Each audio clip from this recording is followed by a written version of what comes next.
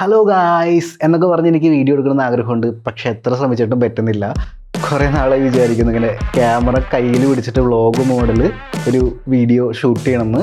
ഈ ഒരു ഐഡിയ എവിടെ നിന്ന് വന്നതെന്ന് വെച്ച് കഴിഞ്ഞാൽ, ഞാൻ കുറച്ച് നാൾ മുമ്പ് ഇരുന്നിട്ട് എൻ്റെ പഴയ വീഡിയോസൊക്കെ കണ്ടു. അപ്പോൾ കുറച്ച് വീഡിയോസിൽ ഞാൻ അതുപോലെ ക്യാമറ കയ്യിൽ പിടിച്ചിട്ട് വ്ളോഗ് മോഡൽ കുറച്ച് ആർട്ട് വീഡിയോസ് എല്ലാം ചെയ്യുന്നുണ്ട്.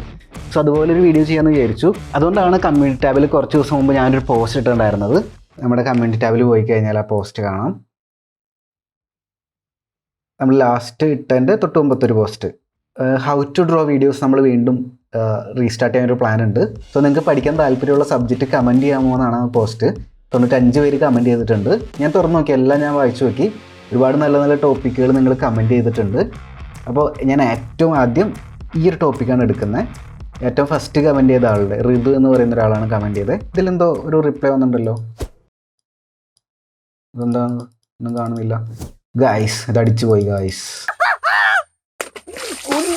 ഓക്കെ, അപ്പോൾ ഈ ഒരു കമൻറ്റാണ് നമ്മൾ എടുക്കുന്നത്. ഡ്രോയിങ് എക്സ്പ്രഷൻ, സ്കിൻ ടെക്സ്ചർ ഒക്കെ ചെയ്യാമോ എന്ന് ചോദിച്ചിട്ടാണ് ആ കമൻറ്റ് വരുന്നത്. കൂടാതെ ഹാൻഡ് ഡ്രോയിങ്, അതുപോലെ ലിപ്പ്, അങ്ങനത്തുള്ള കാര്യങ്ങളൊക്കെ ഹൗ ടു ഡ്രോ വീഡിയോ ചെയ്യാൻ പറഞ്ഞിട്ടുണ്ട്. എല്ലാം ഞാൻ വായിച്ചു നോക്കിയിട്ടുണ്ട്. എല്ലാം ബാക്ക് ടു ബാക്ക് ആയിട്ട് വീഡിയോസ് ഇനി നമ്മുടെ ചാനലിൽ വരും. പിന്നെ ഇത് എന്തുകൊണ്ട് ഈ വീഡിയോ ചെയ്യണമെന്ന് ചോദിച്ചു കഴിഞ്ഞാൽ, ഫസ്റ്റ് ടോപ്പിൽ എടുക്കുന്ന കമൻറ്റാണ്. 3 ലൈക്കോളം കമൻറ്റിന് കിട്ടിയിട്ടുണ്ട്. 3 പേര് ലൈക്ക് അടിച്ചിട്ടുള്ളൂ. എന്താല്ലേ, ശരിക്കും അതൊന്നും നല്ല റീസൺ. ഞാനൊരു പോർട്രേറ്റ് ഓൾറെഡി ചെയ്ത് വെച്ചിട്ടുണ്ടായിരുന്നു. അതിൽ സ്കിൻ ടെക്സ്ചർ ചെയ്യുന്നത് ഞാൻ വീഡിയോ ഷൂട്ട് ചെയ്ത് വെച്ചിട്ടുണ്ട്. സോ ആ വീഡിയോ തന്നെ ഇന്നാവട്ടെ എന്ന് വിചാരിച്ചു. നമുക്ക് വീഡിയോ കണ്ടിട്ട് തിരിച്ചു വരാം. എൻ്റെ പേര് Sachin. I am an artist and I have a dream. Welcome to my art channel.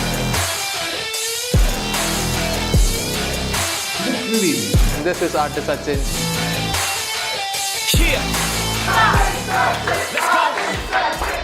If I go, I'ma get. When I flow, I'ma hit. And I know I'm the kid. I'm a soul, don't forget. First സ്റ്റെപ്പിൽ നമ്മൾ ചെയ്യുന്നത് light tone ആണ്. ഞാനിവിടെ ഒരു dry ബ്രഷും graphite പൗഡറുമാണ് use ചെയ്യുന്നത്. നമ്മുടെ കഴിഞ്ഞ കുറേ വീഡിയോസിൽ ഈ ടൂൾസ് എല്ലാം എക്സ്പ്ലെയിൻ ചെയ്ത് തന്നിട്ടുണ്ട്. നിങ്ങളുടെ കയ്യിൽ ഈ ടൂൾസ് ഇല്ലെങ്കിൽ നോർമൽ ഒരു HB പെൻസിൽ ഉപയോഗിച്ചിട്ട് ലൈറ്റ് ടോണുള്ള ഭാഗങ്ങൾ ഷെയ്ഡ് ചെയ്തെടുക്കുകയാണ് ചെയ്യേണ്ടത്. അപ്പോൾ ഞാൻ ഓൾറെഡി ഈ ഒരു പോർട്രേറ്റിൻ്റെ കുറച്ച് ഭാഗം കംപ്ലീറ്റ് ആക്കി. ഈ കവിളിൻ്റെ ഭാഗമാണ് ഞാൻ നിങ്ങൾക്ക് എക്സ്പ്ലെയിൻ ചെയ്ത് തരാൻ പോകുന്നത്. അപ്പോൾ ആ ഒരു ഭാഗം ശ്രദ്ധിക്കുക. ഫസ്റ്റ് നമ്മൾ ലൈറ്റ് ടോൺ ആണ് ചെയ്തിട്ടുള്ളത്.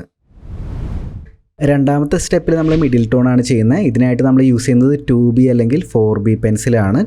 ഇവിടെ മിഡിൽ ടോൺ വീഴുന്ന ഭാഗങ്ങൾ ടോട്ടൽ അതിൻ്റെ ഷേപ്പ് നോക്കി ഞാനൊരു പാരൽ ഹാച്ചിങ് മെത്തേഡ് വഴിയാണ് ഷെയ്ഡ് ചെയ്യുന്നത്. കൂടുതൽ ഡീറ്റെയിലിങ്ങിലേക്ക് ശ്രദ്ധിക്കാനായിട്ട് പോകുന്നില്ല. വളരെ റഫായിട്ട് തന്നെ പെട്ടെന്ന് ഷെയ്ഡ് ചെയ്ത് തീർക്കുന്ന ഒരു മെത്തേഡിലാണ് ഞാനിത് ചെയ്തിട്ടുള്ളത്. ഇവിടെ മൂന്നാമത്തെ സ്റ്റെപ്പിൽ ഞാൻ സ്കിൻ ടെക്സ്ചർ ഷെയ്ഡ് ചെയ്യാനായിട്ട് സ്റ്റാർട്ട് ചെയ്തിട്ടുണ്ട്. ഇവിടെ യൂസ് ചെയ്യുന്ന പെൻസിൽ സ്റ്റെഡ്ലർ എന്ന ബ്രാൻഡിൻ്റെ മാർഷലോമോഗ്രാഫ് 8B പെൻസിലാണ്. ഇദ്ദേഹം ഒരു വയസ്സായിട്ടൊരാളായതുകൊണ്ട് തന്നെ സ്കിന്നിൽ കുറച്ച് വിസിബിൾ ആയിട്ടുള്ള ചുളിവുണ്ട്. അത് കുറച്ച് ഡാർക്ക് ആയിട്ടുള്ള ചുളിവുകളായതുകൊണ്ട് തന്നെയാണ് ഞാൻ ഡാർക്ക് പെൻസിൽ യൂസ് ചെയ്യുന്നത്. കുറച്ചും കൂടി ലൈറ്റ് ആയിട്ടുള്ള ചുളിവുകളാണെങ്കിൽ നിങ്ങൾക്ക് HB pencil 2B pencil use ചെയ്യാവുന്നതാണ്. പക്ഷേ ഇവിടെ ശ്രദ്ധിക്കേണ്ട കാര്യം, മാക്സിമം ആ ചുളിവെല്ലാം ഒബ്സർവ് ചെയ്ത് വരയ്ക്കുക. പിന്നെ ഈ ഒരു പെൻസിൽ കൂടാതെ ഞാൻ ഒരു മോണോസീറോ ഇറേസർ യൂസ് ചെയ്യുന്നുണ്ട്.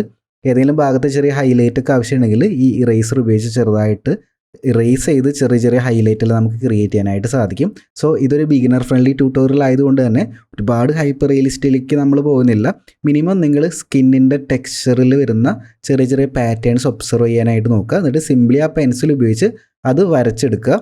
ഇനി ഒരുപാട് ഡാർക്ക് അല്ലാത്ത കുറച്ച് ടെക്സ്ചറുകളൊക്കെ ഉണ്ടെങ്കിൽ അത് നിങ്ങൾക്ക് ഞാനിവിടെ ചെയ്യുന്ന പോലെ തന്നെ ഒരു 4B അല്ലെങ്കിൽ 2B പെൻസിൽ ഉപയോഗിച്ച് വരച്ചെടുക്കാനും സാധിക്കും. മാക്സിമം അതിൻ്റെ പാറ്റേൺസ് ഒബ്സർവ് ചെയ്യുക എന്നുള്ളതാണ് ഇതിൻ്റെ ഈ ഒരു സ്റ്റെപ്പ്.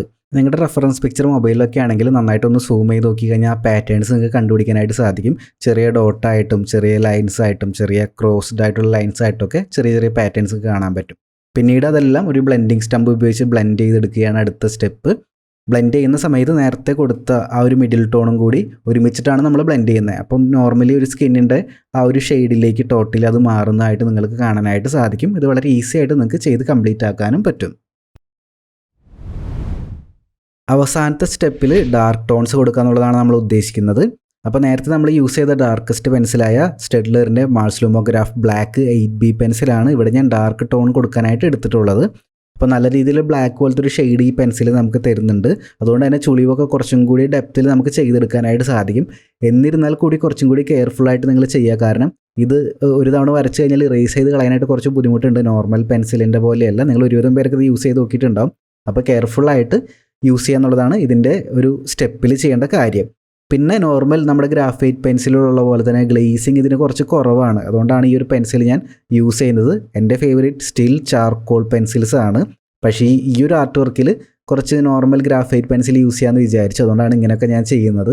ഇപ്പോൾ നമ്മൾ ചെയ്തുകൊണ്ടിരിക്കുന്ന സ്റ്റെപ്പ് ഉണ്ടല്ലോ, ഇതും കഴിഞ്ഞൊരു സ്റ്റെപ്പും സ്കിൻ ടെക്സ്ചർ എന്നുള്ള സ്റ്റെപ്പും വീണ്ടും നമ്മൾ റിപ്പീറ്റ് ചെയ്ത് ചെയ്യും. കാരണം ഇനി കൂടുതൽ ചെയ്യുന്തോറും നമുക്ക് ഓരോരോ കാര്യങ്ങൾ നല്ല രീതിയിൽ ഒബ്സർവ് ചെയ്യാനായിട്ട് സാധിക്കും. നമ്മൾ നേരത്തെ ചിത്രത്തിൽ ഒബ്സർവ് ചെയ്തപ്പോൾ കണ്ടുപിടിക്കാത്ത ഇൻട്രിക്കേറ്റിൻ്റെ മീനിങ് എന്താണാവോ, ചെറിയ മൈന്യൂട്ടായിട്ടുള്ള ഡീറ്റെയിൽസ് വരെ നമുക്ക് പിന്നീട് ഒബ്സർവ് ചെയ്യുമ്പോൾ കാണാനായിട്ട് പറ്റും. അത് ഈ ഒരു സ്റ്റെപ്പിൽ എനിക്ക് കുറച്ചും കൂടി ഡീറ്റെയിലിങ്ങനെ ഒബ്സർവ് ചെയ്യാനായിട്ട് സാധിച്ചിട്ടുണ്ട്.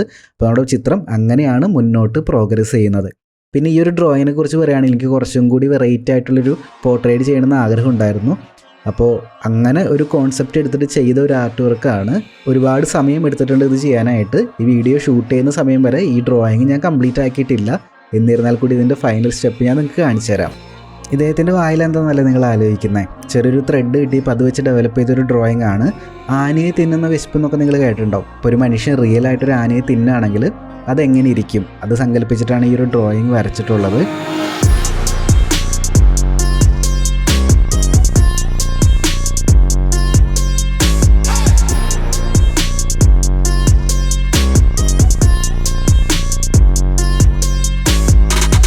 അപ്പോൾ ഇന്നത്തെ വീഡിയോ നിങ്ങൾക്ക് ഇഷ്ടപ്പെട്ടെന്ന് വിചാരിക്കുന്നു. ഇനി ഇതുപോലുള്ള ഹൗ ടു ഡ്രോ വീഡിയോസും കുറച്ചും കൂടി സിനിമാറ്റിക് ആയിട്ടുള്ള ആർട്ട് വീഡിയോസും നല്ല നല്ല പെയിൻറ്റിങ് ട്യൂട്ടോറിയൽസും ഒക്കെ ആയിട്ട് നമ്മുടെ ചാനലിൽ വീണ്ടും കാണാം. എല്ലാവർക്കും നല്ലൊരു ദിനം ആശംസിക്കുന്നു.